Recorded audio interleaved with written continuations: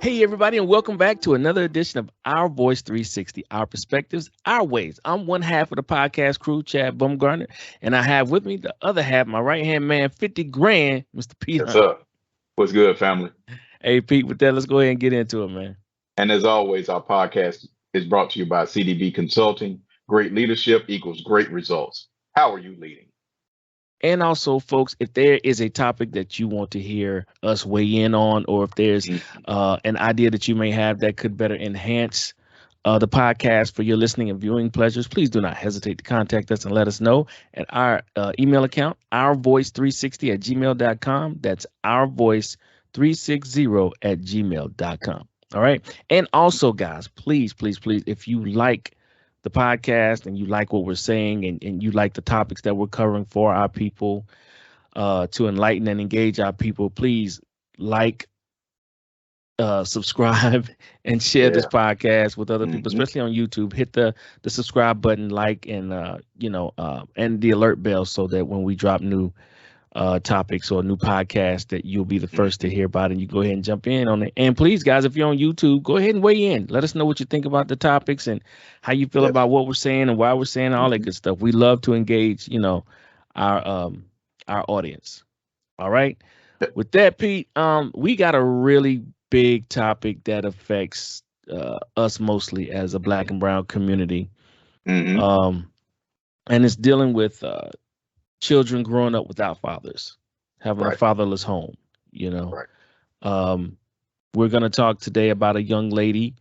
Um, I think she was well. I think when all this hit, when she started, it was around 30. She was around 31, but her Hmm. name is Torri J. Evans-Barton, Hmm. and this lady basically is there's an article about her basically talking about helping reuniting fathers with with their Hmm. regardless of what happened, but Right. due to her personal experience growing up without a father, and discussing or at least having us to understand her trauma Hmm. being fatherless and how it affected her negatively in many ways, and then her ability later on in life to want to find out that piece of her puzzle of life that she felt completed her to know, her father. She then went on Hmm. a quest to engage in helping others. So we might as well get into it because this is going to be a bulk of the Yes. conversation today, because this is a Yeah. hot topic and is something that Hmm. affects our community, and it needs to be addressed more, and it needs to be highlighted so we can figure out how to better navigate this so that our kids will have a complete balanced life growing up. Hmm. Not necessarily saying that the father has to be with the mom as in marriage, but even if they're not together in marriage or either seriously together dating or whatever, that whatever kid that they produce together still has that 360 degree of protection. Right. You know what I'm Right. saying? The correct me with my math, but you got 180 from mom and 180 from dad. And see, Hmm. there's one side that's the nurturer, the cultivator, all that good stuff, and then there's the disciplinarian, um, the teacher, the Provider. model, the provider, and Yeah. a kid needs all of that Hmm. to fully grow and be without trauma for the most part, especially when it comes to Right. having parents, Hmm. involved. So, Pete, let's go ahead and get into it. I'm gonna let you drive this one, because I know off air, you called and talked to me, like, hey, let's make a U-turn. This really needs to be highlighted today, and of course, I'm with you 100%. And we talked about this 2 years ago before the hiatus that we had. You know what I'm saying? Exactly. Yeah. So this was definitely always going to be a topic that was Hmm. going to take over a segment, and it's no better time than today. So it's all yours, Pete. Go ahead, and we'll go ahead and get Oh into it. well, yeah, yeah. Chad, not for me to like drive because this is a tag team effort right Of here. course, yeah, So yeah. yeah, yeah. So of course we bounce off each other, but yeah, Tori J. Evans-Barton, she created a nonprofit called the Fatherless Generation Foundation, which, like you said, Chad, in your opening statement, that it basically brings together fathers and their children. or vice versa. Children that come to her that's looking for their fathers, they go out of their way and they're paid to find that father and reunite children with their fathers. And this young lady has a very special story regarding that. Of course, she grew up without her father, and in the article, her mother, they were at church one day, and her mother like just flippantly said, "Oh, there's your daddy." She was 18 years old. "Oh, there's your daddy right there." Just very flippant, like it is what it is. You know what I'm saying? Like it's just another Right. day. And that affected her, and she basically stated in the article that it wasn't until she graduated from college, uh master's degrees and this, that, the third, that at the age of 31, when she was getting ready to get married, it really hit her, like, who's going to walk me down the aisle? Right. Right. Who's going to do the things that a father would normally do for his daughter?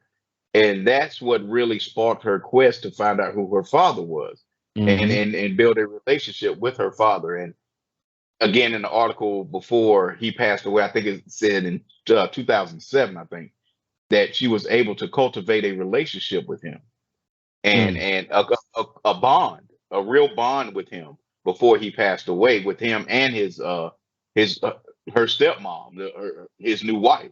They were all three able to connect and create a bond, and that's wonderful.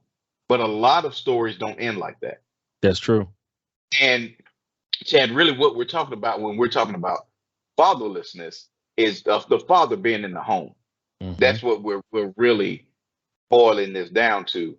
And of course, like I say every week, once I see something, or once you send me something about our topics for the show, I go down a rabbit hole and go into a deep dive of what we're going to be discussing. Right. And it's crazy, Chad, that in 1965, the stereotype of Black fatherlessness was created. It was created by a gentleman, which at the time he was the Assistant Secretary of Labor, and his name is Don Patrick Myohan. I think that's how you pronounce his last name. And he was the first person to really bring this up, as far as trying to say that it wasn't really racism that was holding the Black family back. It was the lack of, it was the unwed children and the lack of a father being in the home. And the title of that article was "The Negro Family: the case for national discussion." That's what the title of the article was, and it really kick-started this: Black fathers are not in the home, and Black fathers, Black women are single parents, and that's the reason why they struggle, and not racism. And to a degree, yes, that is the case. That is definitely the case, because we all want our fathers in the home. That's how it should be. Right. That's how it should be. If you lay down and you create a child, you should be there for that child in that home. But it doesn't always work out like that. And whether the father doesn't want to have anything to do with the mother and the child, or divorce, or it was just a hookup and things, you know what I'm saying? So it could be a multitude of things that causes a child not to have a father in the home. And again, we're focusing on Black people. Yeah. I mean, because of course we're not the only ones that have fatherless children, or fathers not in the home. But we are the largest percentage of that. Because I read an article that stated that there's only 46.9% of two-parent homes in the Black community. 46%. That's crazy. And of that, I'm looking at an article now on earthweb.com. It says in numbers, only 15% of children from single parent homes graduate from college. And I would go even further, Pete, and because you're talking about the father in the home, but my thing is, Mhm. even if the father can't get along with the mother and they can't cohabit Right. in the same dwelling, Hmm. if the father is still involved in the child's life, that's still huge, because that Hmm. the whole thing with being fatherless is to be without a father, period. Right. You Right. know what I'm saying? And Hmm. the thing with that is that there's going to come a time in that child's life where they're going to feel like, well, did my dad even want me? Or Right. Of there's going to course. be Of course. a serious validation issue. Hmm. You know what Hmm. I'm saying? Because every kid, I don't care what your boy or girl, there's going to come a time where you want that validation from your dad. Of course. You know Of what I mean? course. You Yes, want that, sir. and you miss that when you're in a single parent Hmm. household. You Right. do, and the thing is, I know a lot of black mothers and brown try to, you know, not overexert, but they try to play two parents. They try to play the mom and the dad, I cannot talk. The dad, Hmm. and there's no shade to them in that. But the thing is, that's not possible. Exactly. You And you and you you you cannot be. I mean, I understand what you're trying to do, and there's no shade, sisters, to the ones that are hmm being a single parent. I know, I understand the genuineness behind that, because you want your child to, to have what they're lacking. But hmm with particularly with a young boy, you can't teach a young boy how to be a man. You can teach him how to hmm be polite and respectful, right. but there are Right. certain things and certain attributes that you can't give that young man that only another man can. Just like I had three girls. I can't Right. teach my daughters how to be women. I can teach them to be Exactly. respectful, excuse me, and Hmm. courteous. And I what a can, and what a husband looks like. and what a And husband looks like, right? yeah, yeah, yeah. Hmm. But there are certain things about women and femininity, Hmm. you know what I'm saying? And the essence of a woman, I don't know anything about that. I like it Right. because that's what Right. attracts me to women. But Hmm. I can't teach my girls how to be that or how to grow into that. Only Hmm. another woman can do that. And it's funny, Chad, that you said. Let's go back to a statement that you said earlier about the fathers, if they're not in the home, fathers being in the child's life. Mhm. There, this as crazy as this sounds, Mhm. the black father, out of all ethnicities, Mhm. is the biggest factor in a child's life as far as being involved in Mhm. their child's life is the black father. Even Mhm. though the statistics say the it's the black man who leads in the fatherlessness syndrome Mhm. or issue. On the back end of that, the black father is the most involved with his children, whether he's in the home or not. Right. He's the Right. most involved of any culture in a child's life.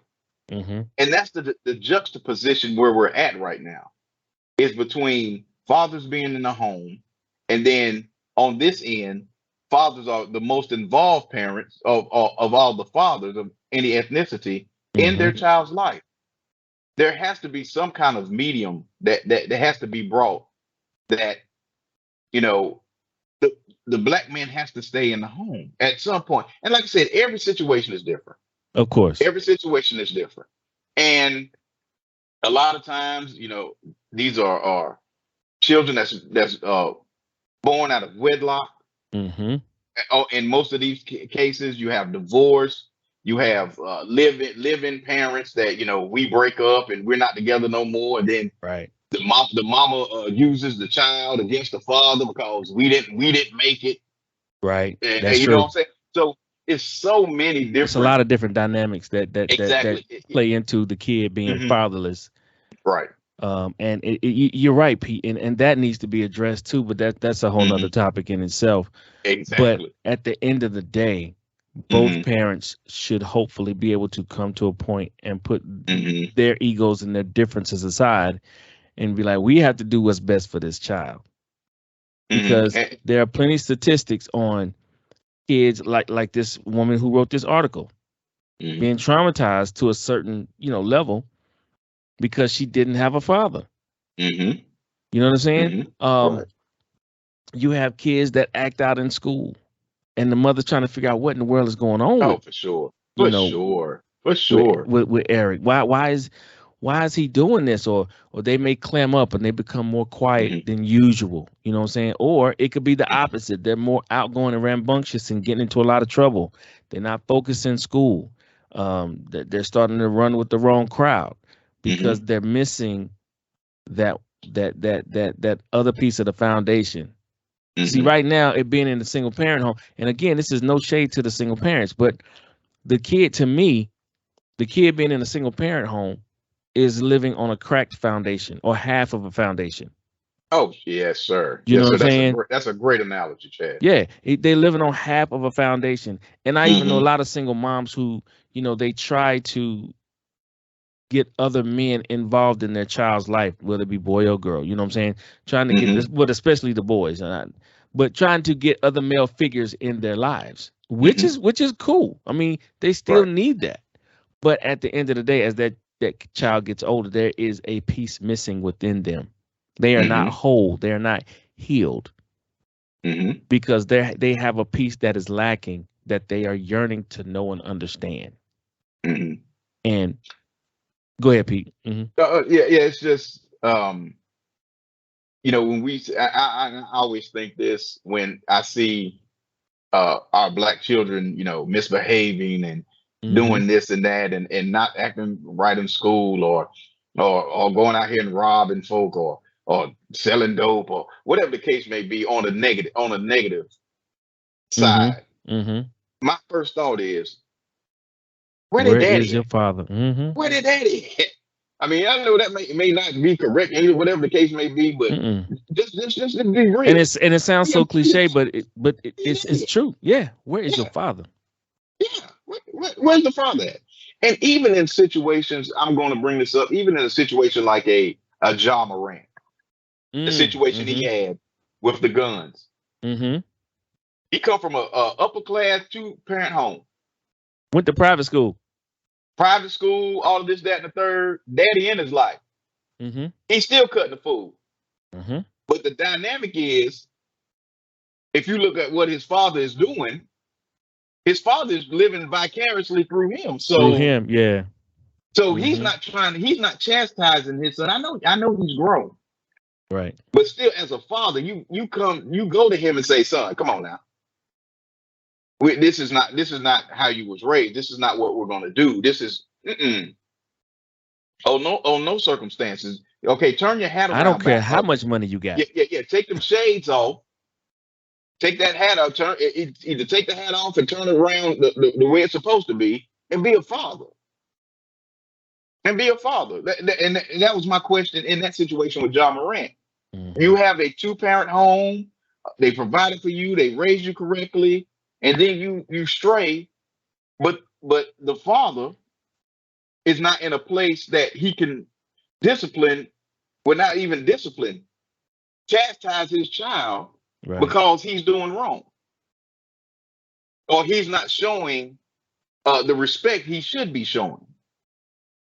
You see what I'm saying? So Mm-hmm. whether it can be bad on either. You can come from a 2 parent home and cut the food. Oh, you can come from a single parent home and cut the food, but again, But at the statistically, end it's of the highly unlikely. yeah, it's highly unlikely. But at the end of the day, the core value is, and the what needs to happen is your father needs to be in your life to be there to correct you in whatever situation it is, Mm-hmm. or lift you up, or like you said earlier, Chad, validate Mm-hmm. what you're doing.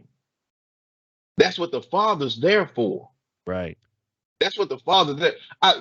Look, and we're going to get into this a little bit, probably a Mm-hmm. little here in a couple minutes about our situations. Mm-hmm. So we're going to get real personal about Yeah. our situation. Yeah.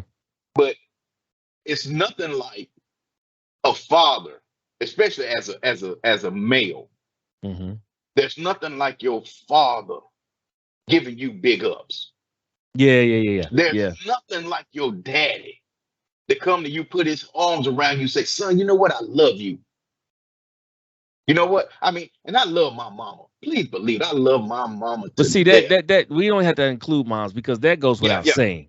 yeah, You know what I'm that saying? goes without saying. Moms they get, Yeah, bruh. yeah. But it's just something about your father.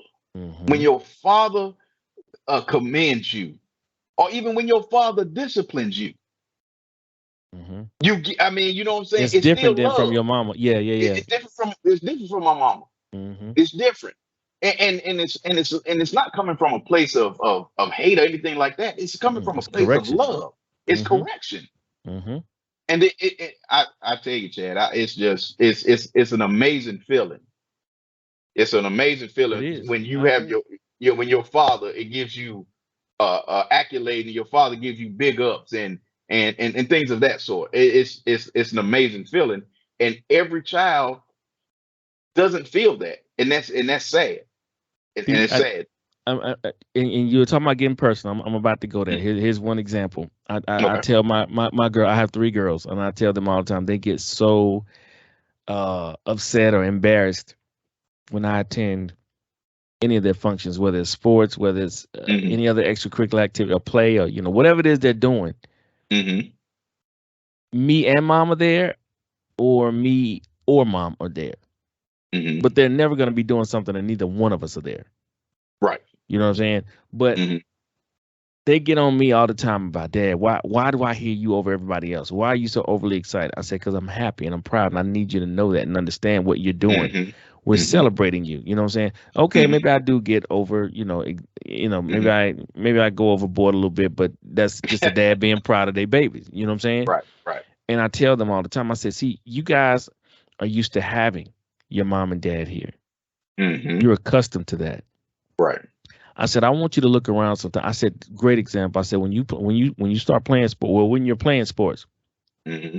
watch when you win or when your team wins. Look Hmm. around. Look at your teammates. I said, I'm gonna give you a story. When I was playing ball in high school, every time we'd finish a game, whether it was win or lose, Hmm. my mom and dad was there.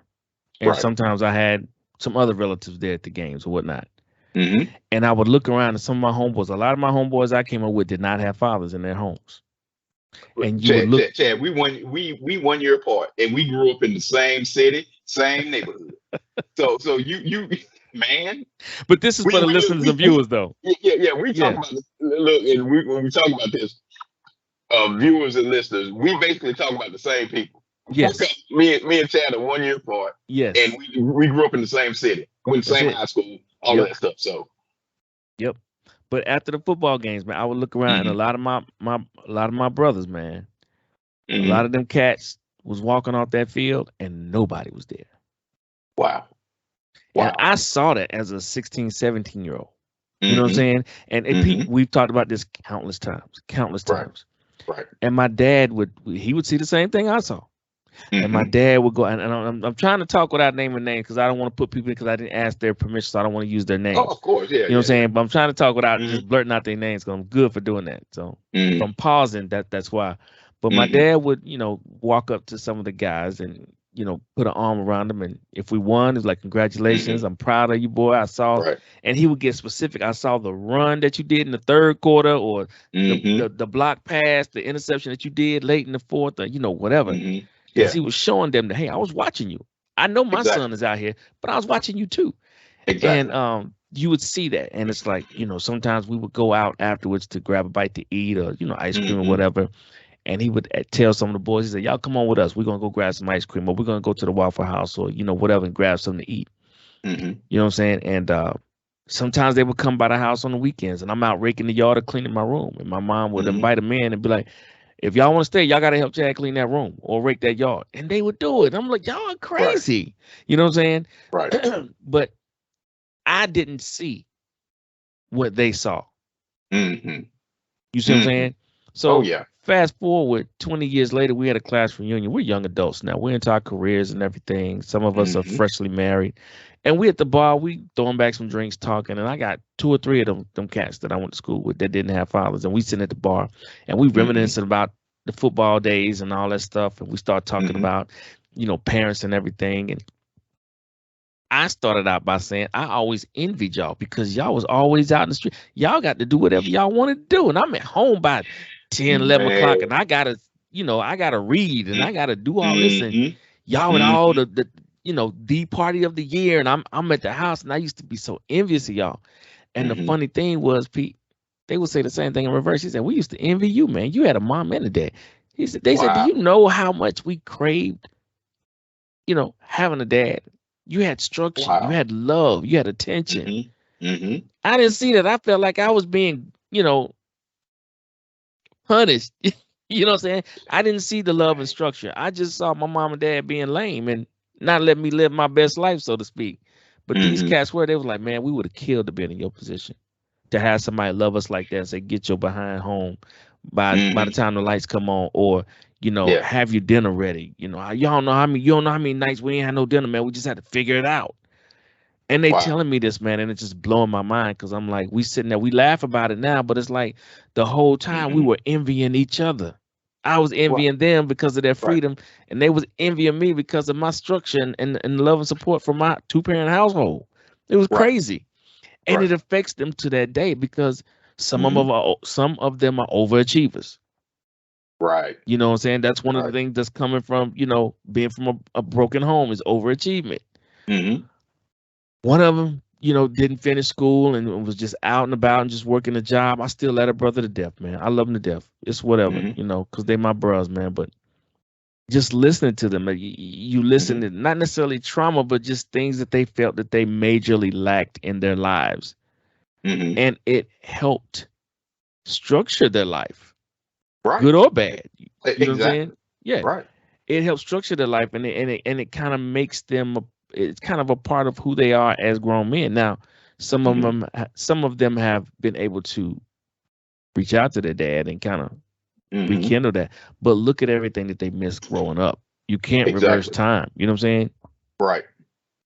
You can't reverse time. And it's like the one quick story I told you earlier today with one of my good buddies, Mm-hmm. our good buddies. And Mm-hmm. I was Yeah. just talking to For him, and sure. my dad For had sure. passed about my dad has passed about a month ago. God rest his soul.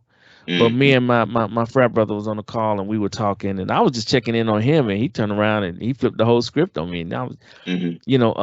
he was like, Chad, you don't know how important your dad was to, the community, man. He said he looked out for Mm-hmm. all of us. He said we all knew that was your dad. Wasn't no tripping off of that. But he was like, we all felt like he was our dad too because he always spoke to us. Hey, get your butt off these streets. Hey, aren't you Mm-hmm. supposed to be doing homework, or you need something to eat, or just just sit there and talk. He wouldn't treat us like we was just like ragamuffins on the street. He actually cared Right. about us. You know what I'm saying? And he Mm-hmm. was like, he said, Chad, you was fortunate, man. You was very blessed to have a dad like that. He said, I Mm-hmm. want you to know how important your dad was. I know how important he was to you, but I just want you to know how important he was to me and a lot of other brothers who didn't Mm-hmm. have, Mm-hmm. what you had. And it just hit me, man, because I wasn't expecting that conversation. Right. You know what I'm saying? Right. But he Right. he he made it known that to him and a lot of other young cats that my pops was that dude. One of them, because there were many more, like your dad. You know, Man. that dad was that dude. When Mm-hmm. he was around, we Exactly. we we we felt love, we felt Right. seen, we felt validated, we Mm-hmm. felt, like, Mm-hmm. oh, Mr. Bumgarner here, or, oh, Coach Hunt is here. I'm Mm-hmm. good. They got Mm-hmm. or they somewhere where they not supposed to be like, oh shoot, Oof. Mr. Bumgarner here, Coach Hunt, I got to move. Mm-hmm. I can't let them, Mm-hmm. see me out and Mm-hmm. about like this being foul because they don't accept that. E- That's not the code that they live by. And I Exactly. know this. You know what I'm saying? So it's like I gotta Mm-hmm. get missing. But the fact that they knew that and they Mm-hmm. gave that respect to our pops Mm-hmm. was huge. And like I said, as a kid, as a youngster, you don't see that. It's not until you get Mm-mm. older. And then Nah. sometimes you may have kids of your own, or you're just reflecting Mm-hmm. as an adult and you just look Mm-hmm. back and then you happen to have these conversations and it's like, whoa, I didn't see that. But let me stop, Mm-hmm. Pete, because I know you got a story too. But Man, this is basically carbon copy, dog. I mean, yeah, right. Because I it's did. the same thing because our dads were the same. Hey, It was y'all, the for same everybody thing. listening, Yeah, Pete's dad was my first football coach in Pee Wee yeah, League. Coach Hunt, I ain't gonna say Coach Hunt, yeah. but yeah, was my first coach. in Pee Wee League. So we go way Oh back. yeah. We go way back. So yeah, man. I mean, with my dad, it's just like with your father, man. It's unreal how just like you were saying, just like which Miss Baumgartner, just like with your dad, Mm. I couldn't go nowhere. Yeah. Hey, hey, Pop, but I wish. Look, it got to the point where I wouldn't even ask him Right. because I already knew what they. I You know. already knew. I'm not going to no party. I can't go to no party. You better go up there and do that homework. They lived by the word no. Right. And I'm just like you, man, come on, man. Man, it's the party, man. Come on, Pop. Nah, bro. You're not going to that party. It is what it is. You can get mad, sad, glad, or whatever. That's my daddy thing. You can get mad, sad, glad, or whatever. You're not going. And Yep. just like you, Chad, I'm thinking, man, my parents squares, man. Yeah. What, man? Come on, man. What? Look, and then you, just like you said, I'm saying the homies out there, they doing what they want to do, and this, that, and the third, and they going to the party, and they going this, that, and the third, and then you look up and they 2, 3 babies in, and we singers in high school. Mm. Chad, let's talk about it now. Preach. Let's be real now. Yes, sir. Let's talk about it now. Why some people pop up? Yeah, you see what I'm saying? So, Yes, so again, we grew up in a 2-parent home with structure, and just like you said, yeah, we in love, and we're looking at it like, man, our parents are squares, but our friends are like, we wish we were in your position because we out here. I mean, even though we like being out here, we wish we had structure as well. We wish we had structure as well. And I can't tell you, just like you, Chad, I can't tell you how many cats I talk to or I bump into or whatever the case. How your daddy, man? Yep. How your daddy? Man, I love Coach Hunt. Man, how Coach Hunt doing, man? You tell Coach Hunt I said hello, man. Tell him he saved me from. Yeah, I hear that. Yeah. Or I was in the middle of something and Coach Hunt, his words popped up in my head. Or I saw him stand behind me. In that moment, I saw Coach Hunt standing behind me, and I thought better of it. Hey, what they say in church, I felt the presence. Because that's who my daddy was. He was, to me, my father reminded me of John Thompson. Oh yeah. That's a perfect analogy. My father reminds me of John Thompson, and you don't, as a child, you don't see this until you become an adult. Exactly. And then all of these people he affected, especially in the sports world, that he touched, cultivated so many lives. He cultivated so many lives, and touched so many young people, young men and young women. That they come back and they have so much respect and so much reverence for him. I mean, to the point where I bumped into a young man that, well, actually, he was a little bit younger than me, that my father coached basketball. And I bumped into him. I was at Walmart somewhere, and I bumped into him, and he was asking me about my dad. And the young man got emotional. I mean, to the point of tears, talking about him.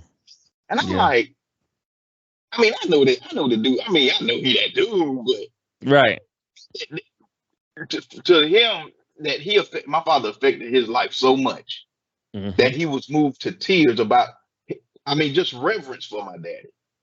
And Chad, the feeling that you get as I'm only child, so so the reverence, I mean, just the feeling of gratitude and the feeling of I don't know, of pride that I had. Yeah. When young people or people our age or people in between, young people in between, they come and talk about my father. They talk about my daddy in those words of excellence and discipline and honor, motivation, revere, and honor, and, man, just the feeling that I feel. And I'm trying to hold back tears on this podcast. I feel you, bro. I feel you. The feeling that it makes you feel when you know that this man not only cultivated your life, but he touched the lives of hundreds of other people, male or female. But see, this is, and I want Mm, people to understand the reason mm, why we're giving these stories is because to all the single women out there with kids who don't have their father in their lives, how important mm, it is that these kids get a relationship with their dad. I don't mm, know what this man did or did not do to you. I don't mm, know, but the kid deserves to have that father in their life. It is crucial. It is mm, so imperative, and mm, that's why the lady that we were talking about at the beginning of this mm, podcast, why she was so driven to start this organization to help mm, these children find mm, their fathers and gain a relationship with their fathers. It is so mm. cool. There's so many statistics, and they're not great when it comes Mm-mm. to the Not black at all. home. Right. Right. Why the child should know Mm-hmm. or should have a relationship with their father. Mm-hmm. And a lot of times, Shad, and every, like I said, we've said countless times, every situation is different. Every Yes, it is. situation is Yes, it different. is. So Yes. because you have some dudes out there that don't give two hoots about their kids, Mm-hmm. they don't care nothing about the. I mean, have 10 kids by 8 baby mamas, Mm-hmm. and they don't care about none of them. Those are situations as well where the father doesn't want to have anything to do with the kids. But let that But kid for figure it out. exactly, but for those situations where fathers, whether I mean, the father wants to be in the child's life. I mean, to me personally, I mean, I don't have children of my own. I Mm-hmm. don't. I Mm-hmm. mean, let's be honest. I don't have children of my own, but my father set the example. If I were to ever have children, Mm-hmm. how it should be. Mm-hmm. See, because my father told me a long time ago, if that woman's not your wife, don't don't bring no kids into this world. Mm-hmm. See, that's what a father tells you. Mm. When you have a true, genuine father, that's what he'll tell you. My father told me that a long time ago. Mm-hmm. If that woman, if she's not willing to be your wife, or if she's not to the standard of being your wife, don't you go out here and have no and Mm-hmm. no kids with this woman. Because guess what? 9 times out of 10, it's not gonna work out. Mm-hmm. It's not gonna work. That's true. See, that's what a father gives. God, he gives you that structure, he gives you that advice when he can pull you, he'll pull you to the side and say X, Y, and Z. You know what I'm saying? Mm-hmm. That's what he does. And I'm just so thankful, not only for my father, your father, Chad, as well, that they stay committed True. no matter what went on. See, because I tell a lot of people that I've never seen my parents argue. They've been married, I'm 50, going on 53 years. Mm-hmm. I've never seen it. Never. And I asked my dad one time. I asked him, because we have deep conversation. I was like, Pop, why wasn't why did I never see that from you and mom? And he was like, Son, I'm a man. He said, was I perfect? He said, no, not by any means. I wasn't perfect. He said, but what was not going to happen was me and your mom show you something that you didn't see every day. You see what I'm saying? Mm-hmm. It was a situation where, we would go behind closed doors and do whatever we need to do, but you was Mm-hmm. never going to see it. Mm-mm. Right. Right. Because you didn't see this on Monday, Tuesday, Wednesday, Thursday, Friday. Okay, we get into it on Saturday. Guess what? You're not going to see that on Saturday. Right. We gonna straighten it out over here behind closed doors, and then guess what? You gonna see me and your mama On the like you United normally Front. see. Right. There you go. Yeah. There you go. And so those are the things that when you have a father in your life, like me and you, Mm-hmm.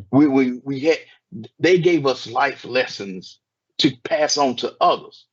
Whether it's children, you got 3 girls that you took your father's wisdom and you passing it on to them. Right. I'm taking my father's wisdom not only as a man but as a basketball coach. Right. And football, I don't coach football, but he coached football Right. as basketball, and I pour in what he poured into me. I pour into the young men and the young women that I coach. Right. Because Right. I don't, like I said, I don't have children of my own. So those are my children.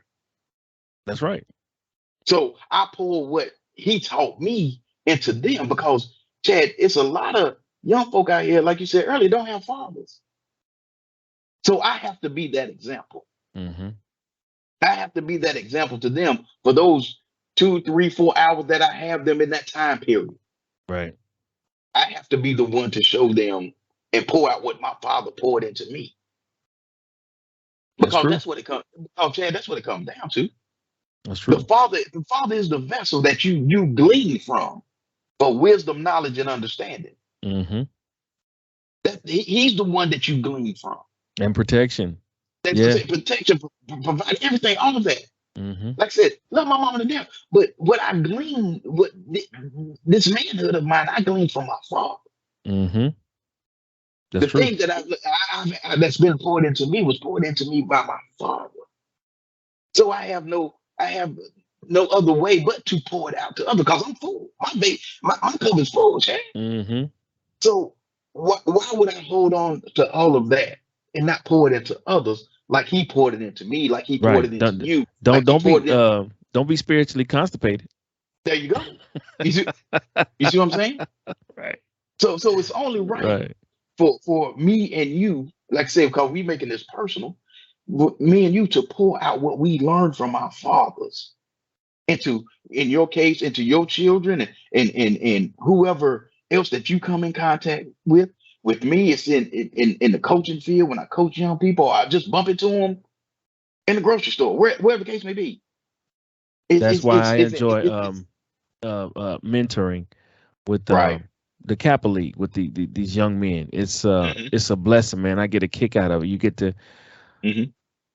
you get a chance to earn their trust and get a glimpse of Hmm. their background. And I remember Hmm. working with a young man last year. He wasn't sure how he was even going to get to college, Right. like physically, like get to Hmm. college, like drive or how he's going to get there because his mom wasn't going to be able to do it. Hmm. He had the grades, he had everything else. He was accepted. That wasn't the problem. How am I going Right. to get there?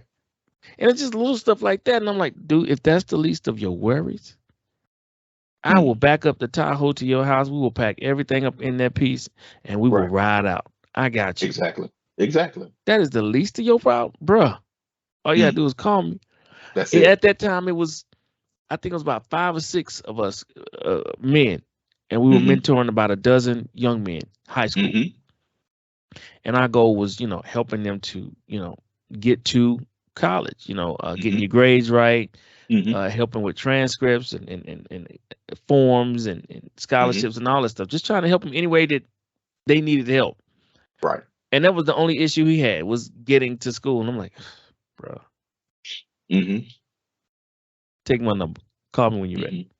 Hmm. Call But me when you're ready. but but Chad, why did you do that? Because guess what? You saw an example that your father did. Mm-hmm. Didn't think twice about it. Di- Didn't think twice about it. Mm-hmm. Because guess what? That was poured into you by your father. Yep. Our homie you talked to, Yeah.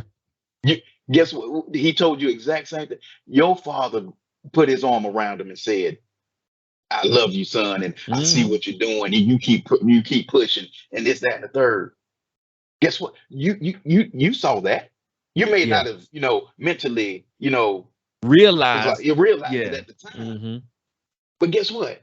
It was here. It was in the back of your head now. I can think as if it was yesterday, Chad. Some of the things my daddy did for other young people. Mm-hmm. Like you said, picking them up for practice, or if they got to go to school, or whatever, feeding them, Feeding them. whatever, Yeah. whatever the case may be. Yeah. I can't tell you how many times I would get out of a practice and it'd be me and my daddy and four other kids that looked like me in the back seat. That Mm-hmm. they got there, but they ain't had no way home. See, we had Uber before Uber was Uber.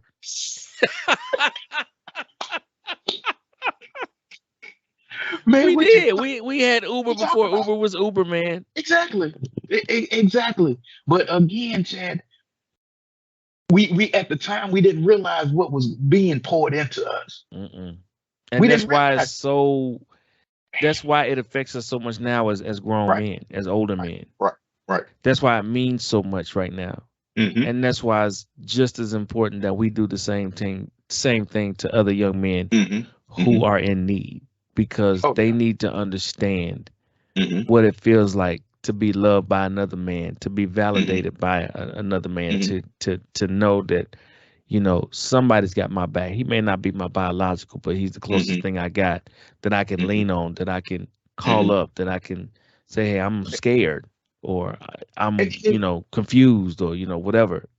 and it's just not for young men. I know we're No. basing it on young men, but because that's who we talk Right. to Right. most.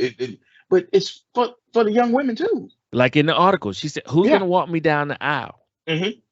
You know what I'm saying? Who's Yeah. gonna do X, Y, and Z? And for Mm-hmm. girls, it's just as Mm-hmm. important. Yeah. Yeah. Because I can't tell you how many young women my father has coached has come back that I've seen or on social media or whatever the case may be, or just hit. Hey, Pete, tell your daddy I said hello. Just out of the blue. How your daddy doing? So it's not only the young men, it's the young women as well. Mm-hmm. Because they saw something in my father, whether they had a father at home or not. They saw something in my father that they respected and they revered to the point that it affects them to this day. And we show certain things as Mm-hmm, good men. Let me preface that, as good men, we mm-hmm, show certain things that these young girls that we pour into that may not have a father, mm-hmm. it will help them Right.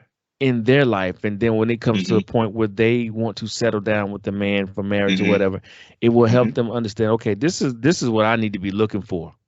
Right.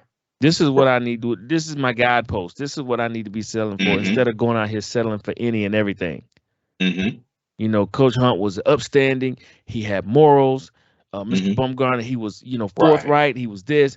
I want Mm-hmm. somebody like that, because Exactly. I looked up to those men, and I want Mm-hmm. somebody like that to be my husband, or to be my Right. boyfriend, or whatever it is that she, when she's ready to date Mm-hmm. or get married. A lot of times, it's like they say, when men get married, they marry women that kind of similarly remind them of their mom. Just like when Mm-hmm. girls get married or young women get married, they marry men that kind of reminds them of, their dad or whatever. But Chad, that you say that, but in the young women's case, what if he's not there? What's the example? Well, see, that's what I was just saying with folks like your dad, or like me and Mm-hmm. you, Mm-hmm. because I know you don't just mentor just boys only, just like I don't. I mean, because Exactly. first Mm-hmm. off, I got my girls, and then they have friends, and several of Mm-hmm. their friends do not have dads in their lives. So a Mm-hmm. lot of Mm-hmm. times when I'm playing Uber Dad, you know what I'm saying? I'm Yeah. talking to these girls. I'm not Right. trying to be a therapist, but you, you asking how they doing. You can kind of read the room and see if somebody's not feeling Mm-hmm. well or kind of off, and you Mm-hmm. talk to them, and you know what I'm saying. You try to give them wisdom and guidance, and I always talk to their mom and let them know, hey, this is the conversation that came up in the car. This is what I said, just being Mm-hmm. full transparent, not trying to take over anybody's position. But, Right. as a dad with girls, I just wanted you to know that, Mm-hmm. I was there for her, and they love it. They were like, thank you, Mr. Bumgarner. Thank you for talking to my Mm-hmm. daughter, because she won't Mm-hmm. talk to me about this or that, or she's Right. kind of quiet on this. And, and Mm-hmm. I'm like, I get it. I'm like, my girls don't talk to me about everything. But the people, the Mm-hmm. adults that are in their lives that they do talk to, I know them and Mm-hmm. I trust them, Right. because every parent knows your kid ain't gonna talk to you about everything. And if you don't know that, I Exactly. don't know what rock you living under, but they not. Exactly. Because we as young people that tell our parents everything. Exactly. So So what? what So make you why? think? So why? So why would we expect anything different from? You know what I'm saying? But see, From, the thing is, as a parent, you want to put adults in your kids' lives of course. that they can gravitate towards. They don't necessarily Right. have to be the same age as me. They can be younger. They're still adults. But at the Mm-hmm. same time, if my kids gravitate to them, like, yeah, Miss Such and Such, she's kind of cool. Okay, cool. All right, Mm-hmm. bet. Mm-hmm. But see, I know these other adults. I've had several Mm-hmm. conversations with them, or either serve on boards or organizations with them. So I understand what their thinking is and what their beliefs are. Some I've known for many years. Mm-hmm. You know what I'm saying? And so it's like, if they say, Chad, me and your daughter such and such had a conversation, I usually don't want to know unless it's like, it's like she's being abused or something drastic. Mm-hmm. But if it's life, I'm like, cool. I said, were you able to talk? She's like, yeah. She said, nothing serious Mm-hmm. that you need to worry about, but we just know that we had and I'm cool with that. Right. That's Right.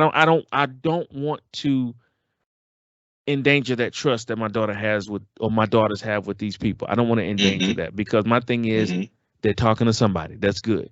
Right. I'd rather Exactly. them do that than start riding with the Mhm. wrong crowd or Right. experimenting with drugs or Mm-hmm. or worse. Yeah. In that case, it's real funny, and it it just harkens me. This talk that we're having, it just harkens me back to some of the things that my father told me growing up, and this was a stickler for me, and I think that's why I've never drank, I've never smoked, I've never done any of those things, because my father told me one time. He said, "Look," he said, "the only thing you have in this world is your word and your last name." That's it. That's the same. That's it. That's the same Chad, thing my that's it. dad told me. Yeah. And then he said, "I wish you would mess up my last name. Right. Not your last name. I wish My you messed up last name. my last name." Yeah. That stuck with me, man. I don't That believe it. stuck with me. And it's just, and then there I was tell another my point. girls that don't go down there messing up my name. Do not mess my name up. And you know Do not what? mess I'm my name glad up. you said that, Pete, because Hmm. the brother I was on the phone with that I was telling you about earlier, Yeah. he said, and Hmm. one thing I know about your dad, Chad, he said, Chad, I was raised in the streets. I grew up in the streets. He said, I never heard Hmm. one negative thing about your daddy in these streets. Not Dang. one. And what was that feeling? What was the feeling that you had when he said that about your dad? Oh man, I was on cloud nine. I mean, I felt 10 Bruh, feet tall. bruh, what you I talking mean, about? but then at the same time, it was kind of scary because I'm like, those some big shoes to fill.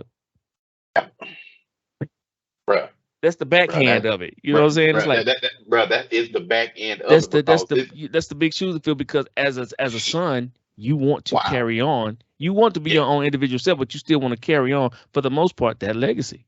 Look, bruh, I still got, it's a dude that go to the same church as I do, that played ball with my daddy. He still call me Lil Hunt. Lil Hunt. I'm 51 years 51 years old, old. Chad. Yeah. Chad, I'm 51. He still call me Lil Hunt. Because guess what? My daddy. Yeah. He laid that foundation, that great of a foundation, that, like you said, that's hard pressed to follow. But guess Yeah. what, Chad? Every day I wake up, I want to be like that dude. Yeah. Yeah. Every day I grow, every day when I grow up, I won't be like my daddy. I'm still not grown, because I can't never be my dad. Facts. Every day I wake up, I won't be like that dude. That I, Man, that dude right there, just like in the eyes of your father, in your eyes, that's that dude. Right. That's that guy.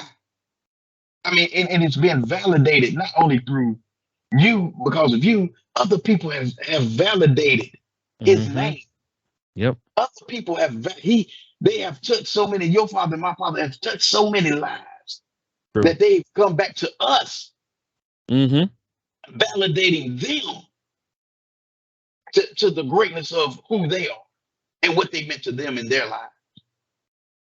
Man, check, Yeah, I know. We could go on. bruh, I know we got to bruh, move on, but bruh, we could go bruh. for another hour on this. But I'm I trying to just tell you, I want it's to bring. just, Go ahead. and this is my last point. This is my last point. Because, like I said, we could talk about our fathers all day, Yeah.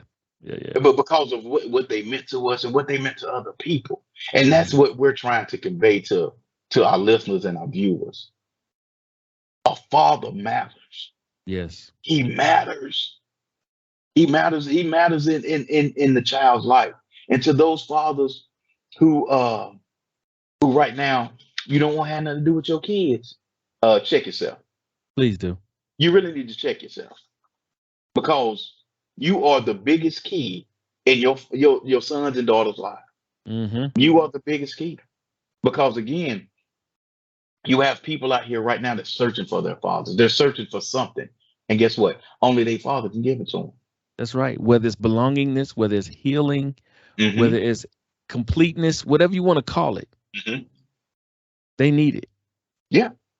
And they and it's not only them, you need it too, but you don't even realize you need it as a father. You don't even right, realize it. right, right. Man, I tell you, man. Oh, and one more figure I want to give before we move Mm-hmm. on to the next topic is Mm-hmm. not only are Black fathers the most involved parents Mm-hmm. in their children's lives, they are the most single fathers of any race. The most single fathers that you have are Black men. That's just a crazy juxtaposition of life. Mm-hmm. That's that's that's that's when I saw that I was like, wow. We But got then we on this, but then on mhm. this other end, you have, but yeah, We as a people got to get back, especially Black men. We got to get back to taking relationships and courting and dealing with women more seriously than we do. First and hmm foremost, we hmm have to. We have to take it more serious because we have to understand that any woman that you lay down with can be a potential mother of your child. yep, yep, yep, You are helping to create future generations yes, sir, of yes, people. sir. And we want these future generations to have a balance hmm and not be broken from the jump. hmm Yep. So it's just something for us as Black men to think about. We need to be a lot more serious. Instead of running the streets trying to lay down with as many women as we can, we got to be a little bit hmm more serious about how we treat women, how we deal with women, hmm because any one of them can be a potential mother of your children. Look and look, and then what? Are you going to be part of the statistics? Right. Are you going to be, as Edo G and the Bulldogs Mm-hmm. said, be a father Mm, to your child? That please, that's please. it. Yep. My dad always told me, don't lay down if you can't handle responsibilities of grown folks. Don't be Bruh, doing grown folk things. don't be doing grown folk stuff now. Because again, we not gonna be here to help you. Right. You figure it out. Figure it out. And you better not go to jail, Chad. I wish you Bro. might. Okay, let me tell you this real I, quick. Let me see. This sound familiar, Pete. When I think it was 16 or 17, my dad's all right. I know you're gonna be going out more doing your thing with your boys hmm and girls, whatever. He said, but I'm telling you now, hmm if you go to jail, don't call me. Don't call me, Because me and your mama done raised you. Chad. You know right from wrong. So if you wind up in jail, do not call me. Don't Does even that pick up sound the phone. familiar, Pete? Don't even pick up the phone. Don't even pick up the phone. Don't even do it. Don't even do it. Just stay where you at. Figure it out. Stay where you at. If you was grown enough We to we do whatever it is you did, we ain't taking out no second mortgage. We mm-mm. ain't doing. We ain't doing. You just in there. Figure it out. And You like like you said, ragu. Chad, You in like, there. like, you in there, just like you said, Chad. We've raised you. You know right from Yeah, wrong. that's it. Go on down there. Go on down there to the precinct if you want to. Guess who ain't coming? Guess who ain't coming to visit? Guess who ain't coming? Ain't coming. Ain't coming. Ain't. Not isn't. Right. Ain't. Ain't. Believe that. My Lord. Folks, we got we gonna move into the Black inventor Yeah. of the week. hmm His name is and you guys know him, he's well known. His name is Benjamin Banneker. But I wanted to just gloss over real quick the three things that you need to know about Benjamin that you may not, that you mm may not, that you may mm. not. Excuse me. Just a little bit. Benjamin Banneker was born in 1731 and is remembered for producing one of America's most earliest almanacs and what may have been the country's first natively produced clock. Mm. Banneker, who was Black, had significant accomplishments in correspondence with prominent political figures, which profoundly influenced how African Americans were viewed during this uh, federal period back in the 1700s and 1800s, I guess, if you will. The one thing you should know about Benjamin, I just said it earlier, he built America's first homegrown clock out of wood. Benjamin was 22 in 1753.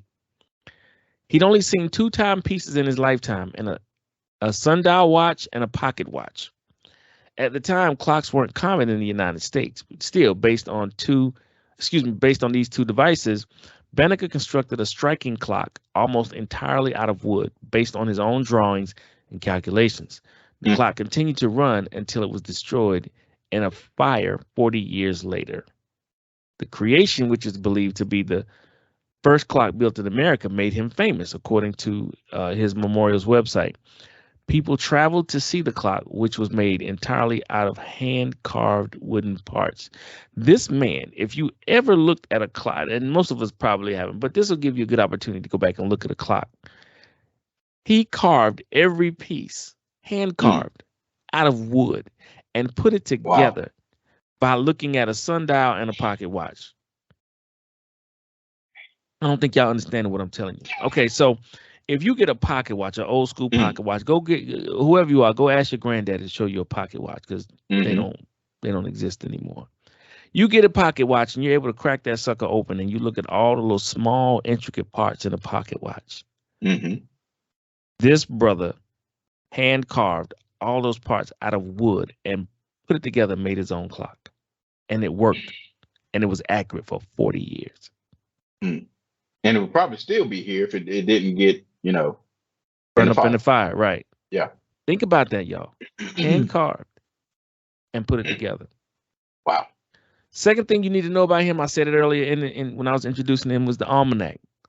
He produced one of the United States' first almanac. Banneker, whose schooling and scientific training was minimal, had a clear talent for mathematics and machines. He was also a talented astronomer, a skill that proved useful in producing the Delaware, Maryland, and Virginia almanacs, which he published from 1791 to 1802. He spent most of his life on his family's 100-acre farm outside of Baltimore. Then he taught himself astronomy by watching the stars and learned advanced mathematics from borrowed books. Mind you, he was a free man, and his parents were free too. So I just wanted to make sure that was known too. As a gentle farmer, he had many opportunities to examine the natural world around him. Many of the insights were captured in the almanac or his other writings. His almanac predicted eclipses and other astronomical events, offered medical information, and listed the tides, Tides. It also included commentaries, literature, and fillers that had a political and humanitarian purpose. Such as an excerpt from anti-slavery poem in the 1970 edition of his almanac. The last thing you need to know about Banneker is that he wrote to Thomas Jefferson, the president at that time, and Thomas Jefferson actually wrote him back. He sent the president, Thomas Jefferson, a copy of his almanac for 1792. At this time, Thomas Jefferson was the U.S. Secretary of State, and also a slaveholder at that time. Let me throw that in there. Included with the almanac was a now famous letter to Jefferson, and I would read the letter, but it's not long. But we're already over time. But you guys can check it out. You can Google it. But he also responded back, and Jefferson also was so elated with Banneker that he sent his almanac over to England. And now it's in the Library of Congress, if I'm not mistaken. So Benjamin Banneker, a true genius. He is also the man who helped design, I almost forgot, Pete. He is also the man who helped design the city of D.C. Yep. And a little short story behind that is, I think it was a Frenchman who initially was head of the design of District of Columbia, and there was a tiff between the designer and the president or the government or whatever. So he just said, "Screw it, I'm out," and he left. Benjamin Banneker also had photographic memory.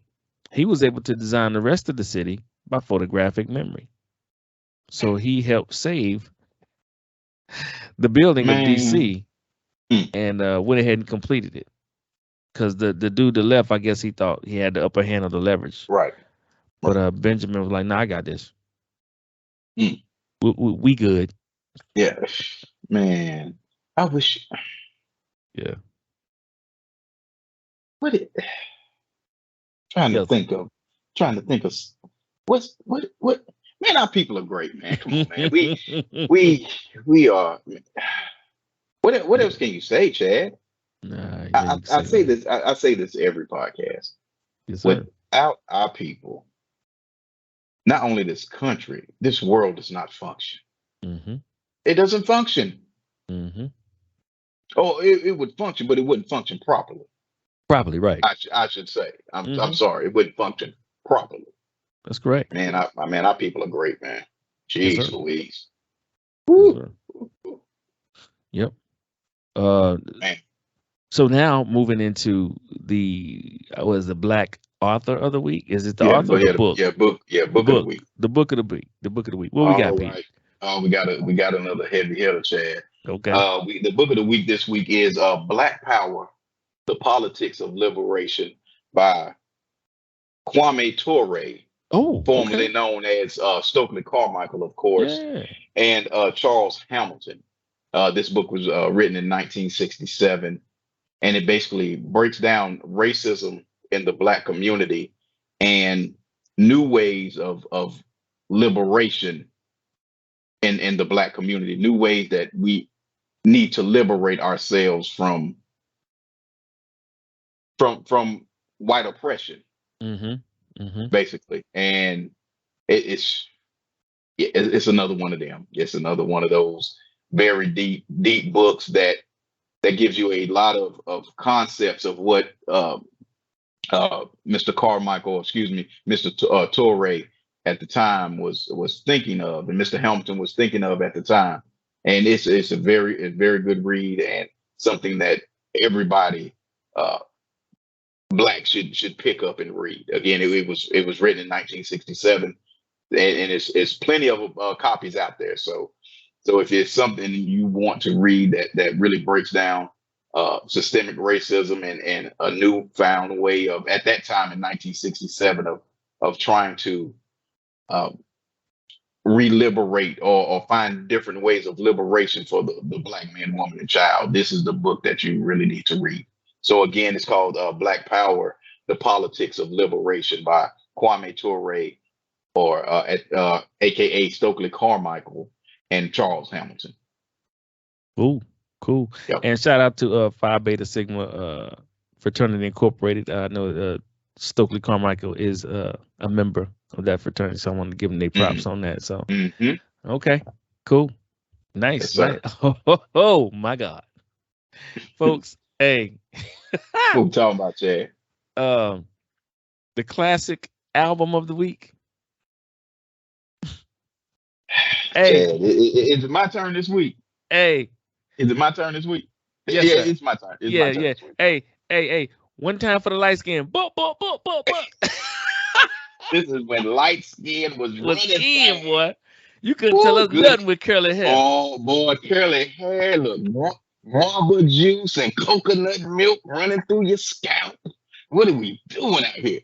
Hit a beat. The classic album of the week. And I told you I was going to get you one last podcast from the 80s. And I was telling Chad off air that I had a couple I had a couple that I wanted to do, but these artists they were already established. Even though it was their first album, they were part of a group, already part of a group, and already established. But I will get to those later. So I wanted to get an album of a first album of somebody that we didn't see coming. We Right. didn't see coming. We're gonna Right. take you back to 1988. Mm. Mm. And I just need you to know where, as the young people say, were you outside in 1988? Yeah, we Some was of us outside that for real. some of our listeners and viewers may have not been born, or may Nah. have They gotta ask been their folks about this one. may have been sheltered or something to that effect.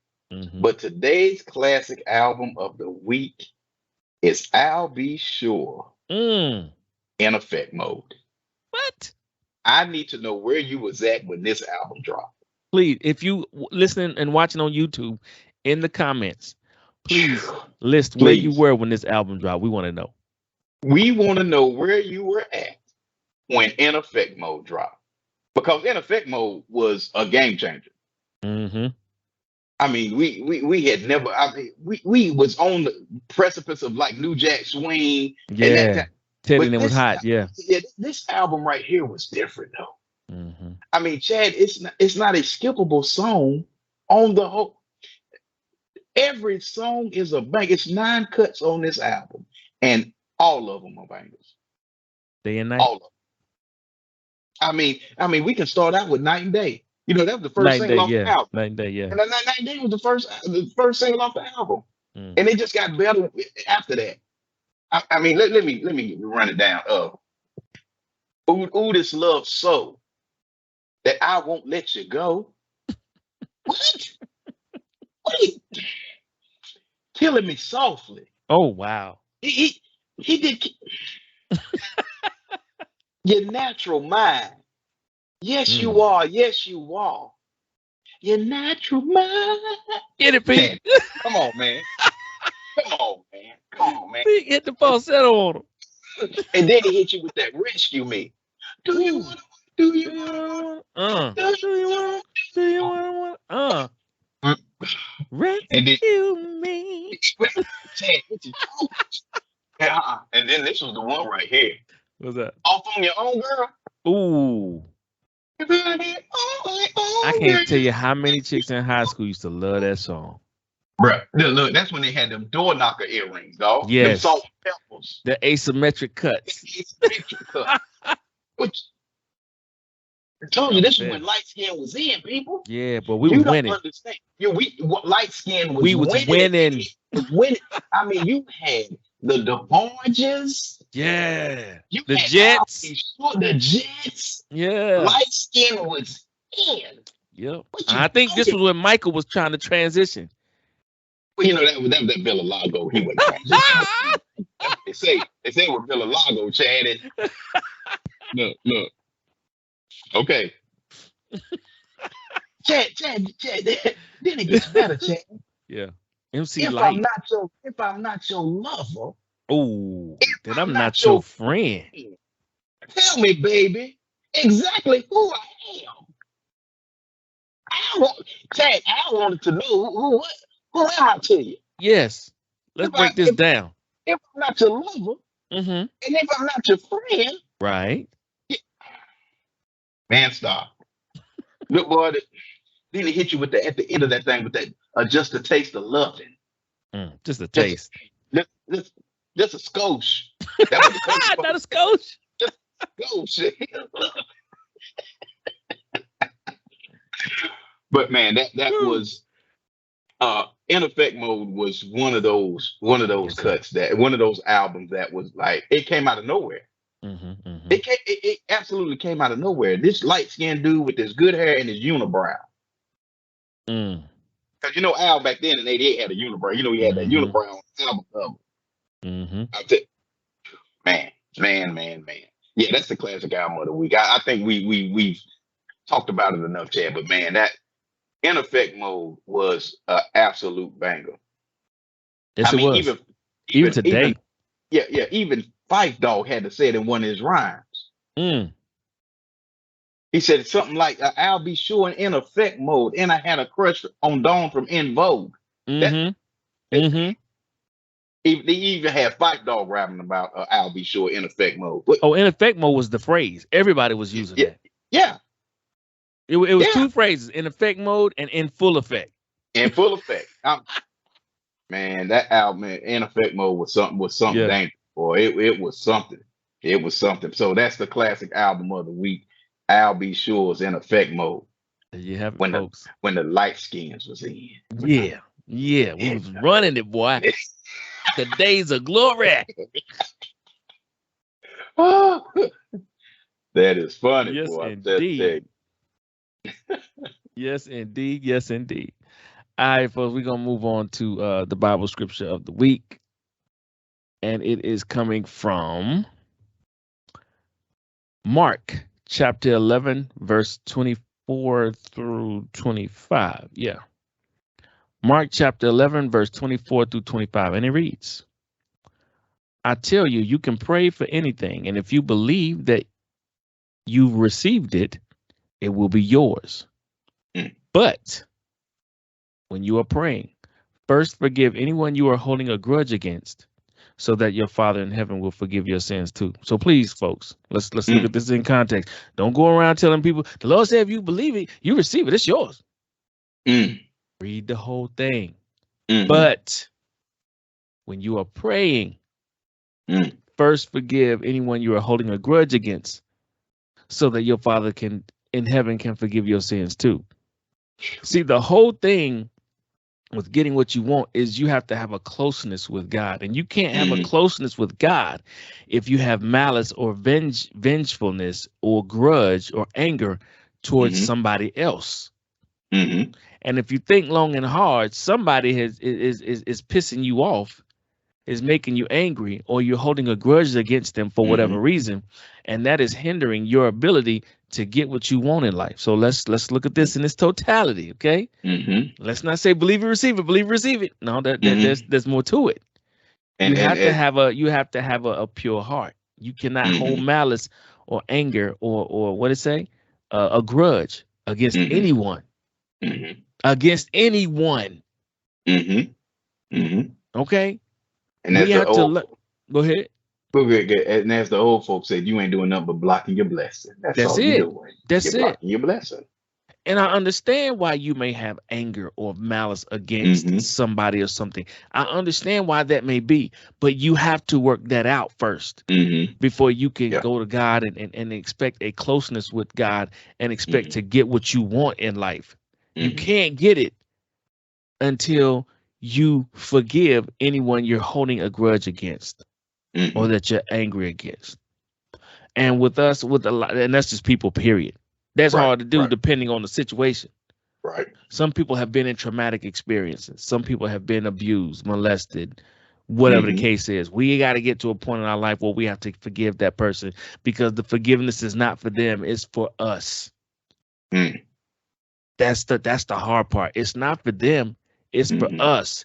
Because if we truly want to get close to Christ, if we truly want that connection, and we truly believe in him for everything that we want and expect to have, we gotta get we gotta get rid of that anger and that grudge, that grudge stuff. He cannot live within you with all that negativity, with all that hate, and with all that vengefulness. He can't. That's not of his essence. So when you're wondering why you're not where you are, you're not getting what you want, think about what's blocking you. Because a lot of times you are blocking you because you have this anger or this grudge against somebody or something that you feel like you just can't let go. So don't go looking for blessings or believing in God that this will happen when you haven't done what he has told you to do. Now, I just read the scripture to you. He told you what to do in order for it to happen. Mark chapter 11, verse 24 and 25. He says, I tell you, you can pray for anything, and if you believe that you've received it, it is yours. It will be yours.